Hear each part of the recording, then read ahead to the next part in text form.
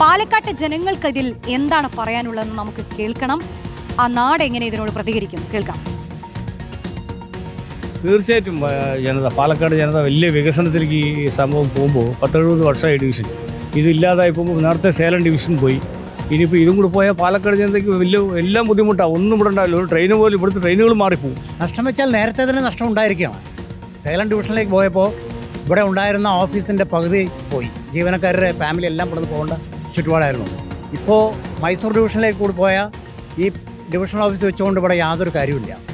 മാത്രമല്ല ഇത് പാലക്കാടിൻ്റെ ഐശ്വര്യം കെടുത്തുന്ന ഒരു സംഭവമാണ്.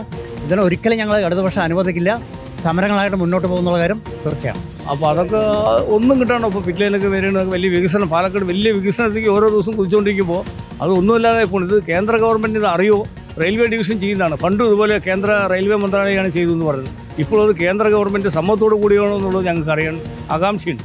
അറിഞ്ഞു, അത് മിക്കവാറും പോകുന്ന തോന്നുന്നത്. പക്ഷെ ഞങ്ങൾ പോകാൻ സമ്മതിക്കില്ല അങ്ങനെ. പക്ഷെ നേരത്തെ ഇതേമാതിരി പാലക്കാട് ഡിവിഷൻ സേലത്തേക്ക് പോയല്ലോ, ഓർമ്മയില്ലേ? കോയമ്പത്തൂരൊക്കെ എടുത്തല്ലോ. അപ്പോൾ സേലം ഡിവിഷനിൽ മാറില്ല. ഇത് മിക്കവാറും പോവും.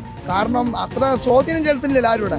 അതായിരിക്കും. പിന്നെ കേന്ദ്രം നല്ല സപ്പോർട്ട് കൊടുക്കണം, അപ്പോൾ മാറ്റം വരുള്ളൂ. എനിക്ക് പാലക്കാട് ഒന്നും ഇല്ലാതായി പോകും. തെറ്റായ കാര്യമാണ് ചെയ്തിരിക്കുന്നത്.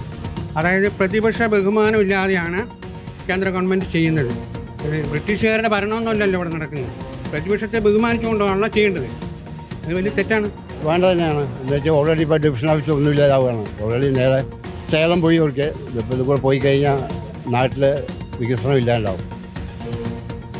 അപ്പൊ ഇതാണ് പാലക്കാട്ടുകാർക്ക് പറയാനുള്ളത്. നമ്മുടെ യൂട്യൂബിൽ ഒരുപാട് പ്രേക്ഷകർ ഒരുപാട് രാഷ്ട്രീയ പ്രതികരണങ്ങൾ ഈ വിഷയത്തിൽ നടത്തുന്നുണ്ട്. ഒരുപാട് സന്ദേശങ്ങൾ വരുന്നു.